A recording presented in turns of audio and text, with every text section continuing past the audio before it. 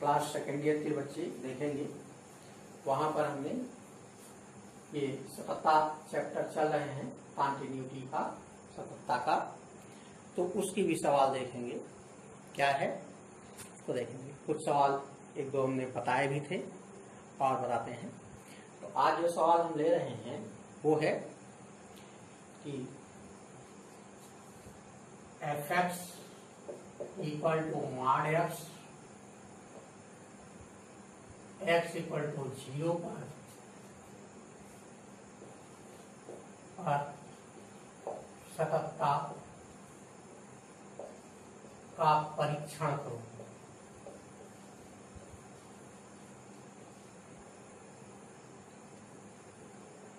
Show the continuity, show the continuity at x equal to 0। ये करते हैं। हमें दिए गए फलन का x इक्वल टू 0 पर ये दिखाना है कि ये सतत है या नहीं। इसके लिए इसका प्रूफ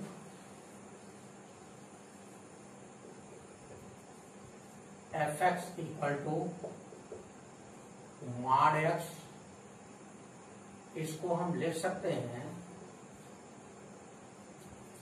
कि fx का मान मॉड को हटा करके लिखना चाहें तो कहेंगे x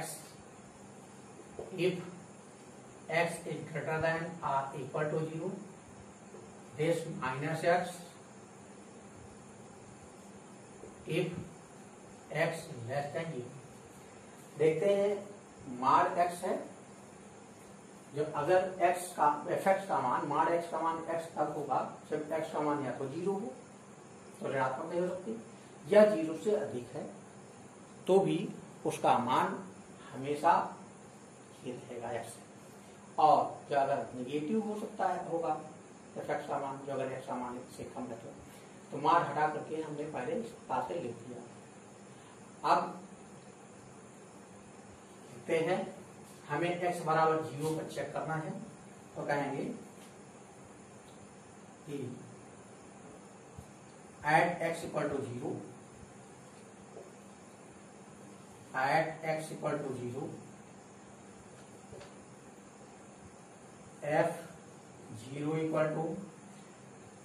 यहां रखें चाहे ये रखें, ये हमेशा x का मान 0 आ ही जाएगा। x का मान 0 रखेंगे, ये fx इक्वल टू x है, इसलिए जब x का मान 0 रखेंगे तो उसका मान 0 है। अब for LHL left hand limit के लिए इसको कहते हैं बाएं पक्ष की सीमा, बाएं पक्ष की सीमा। For left hand limit x tending to 0 minus h, h tending to 0 and fx equal to this. जब x का मान बाएं पक्ष की सीमा x का मान 0 से कम हो तो fx का मान ये है, fx equal to minus x, तो fx का मान माइनस x हो गया। और जब माइनस x हो गया तो हमने लिख दिया fx equal to minus x। Therefore limit x tending to 0 minus h, left hand limit चल रहे हैं, फॉर लेफ्ट हैंड लिमिट ये है fx equal to limit x tending to 0 minus h minus x, limit x tending to 0 minus 0 minus h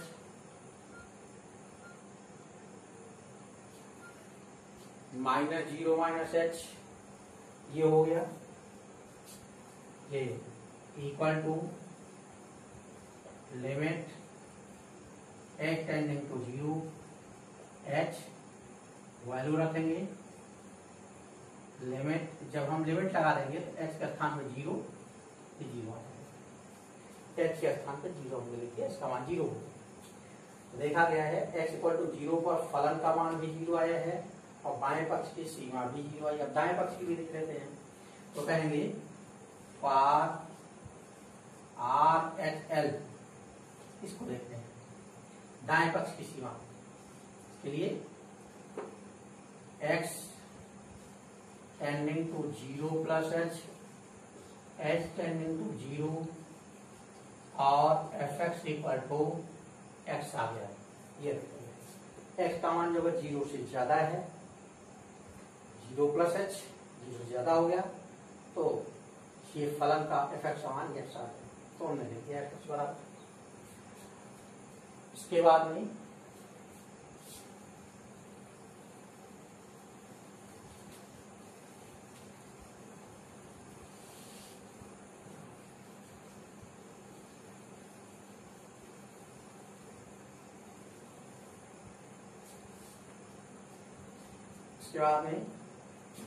limit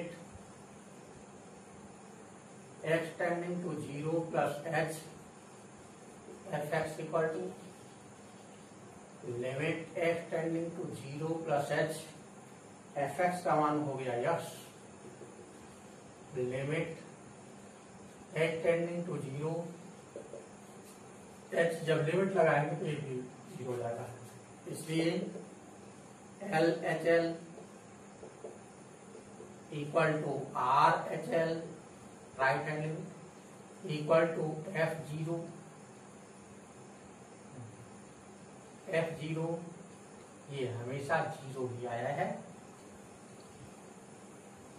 तीनों value x equal to zero पर left hand limit फलन का, right hand limit और x equal to zero पर फलन का मान तीनों समान है, इसलिए हम कहेंगे therefore fx is continuous at x equal to zero. देखा जाता है ये x इक्वल टू जीरो पर सतत है, कंटिन्यूअस का मतलब सतत है, ये x इक्वल टू जीरो पर सतत है, ये प्रूफ होता है।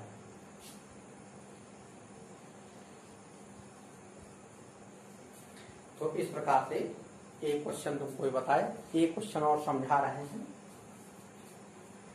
कोई ध्यान देंगे बच्चों।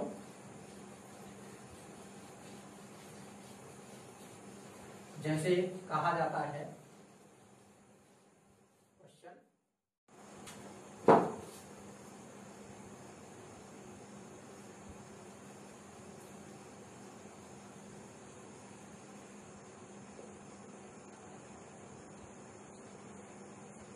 तो बच्चों देखिए अगला नेक्स्ट क्वेश्चन सेकंड हम बता रहे हैं f x equal to cos x, x के प्रत्येक मान के लिए, एक्स के प्रत्येक मान पर ये सतत है, एक्स का चाहे जो मान हो सब पर सतत है, इसको हमें प्रूव करना है। तो हमने कोई मान लिया कि एक्स इक्वल टू ए कोई मान है वास्तविक संख्या, इस पर हम देखते हैं कि ये सतत है,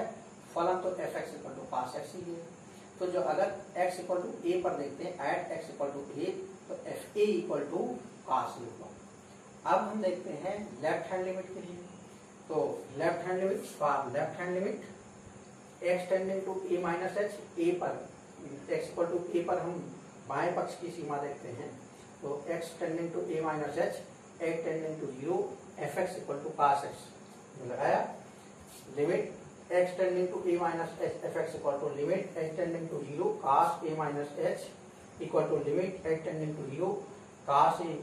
cos h plus sin a sin h, फार्मूले से हमने खोल दिया cos a minus b equal to cos a cos b plus sin a sin b, ये है। अब इसके आगे ये दोनों टर्म की लिमिट अलग अलग लिख देते हैं, cos a cos h limit a tending to zero sin h sin a sin h। अब cos a तो यही रहेगा, लिमिट लगाएंगे h के स्थान पे जीरो लिखेंगे, तो इंटू का जीरो प्लस यहाँ sin a इंटू ये h के स्थान पे लिख देंगे तो साइन 0, cos 0 1 होता है, ये 1 हुआ, प्लस साइन 0 0 होता है, थोड़े 0, तो cos A प्लस 0 बराबर cos A, ये मान आ गया LHL। अब हम RHL देखते हैं। तो RHL के लिए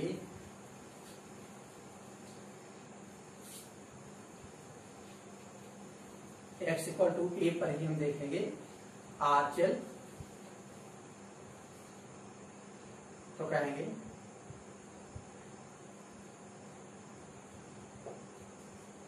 राइट हैंड लिमिट के लिए x tending to a plus h, a tending to 0, fx equal to cos x, limit x tending to a plus h, fx equal to limit x tending to a plus h, cos a plus h equal to limit h tending to 0, h tending to 0, cos A cos h minus sine A sine h, दोनों पदों को अलग अलग लिखते थे। Limit h tending to 0, cos A cos h minus limit h tending to 0, sine A sine h, cos A into cos 0 minus sine A into sine 0, limit हमने लगा दिया।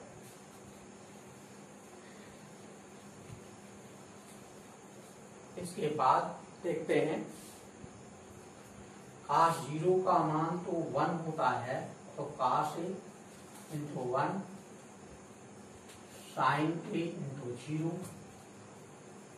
cos A minus 0, this equal to cos A। Therefore LHL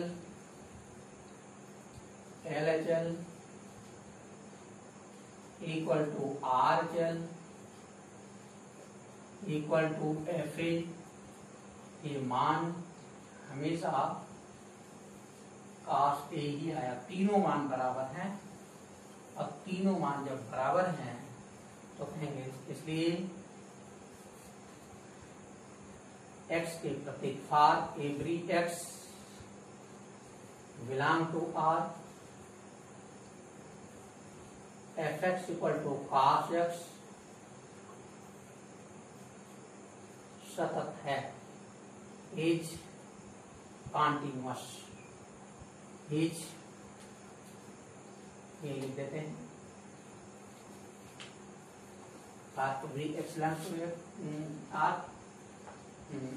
fx equal to cos x is continuous.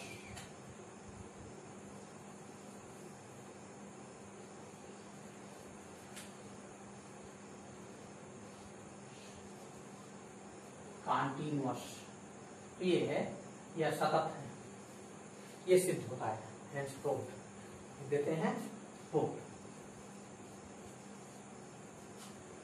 तो इस प्रकार से बच्चों इसको देखेंगे, ये प्रूफ होता है। इसका मतलब x के प्रत्येक मान के लिए जो है फलन fx equal to cos x सतत है।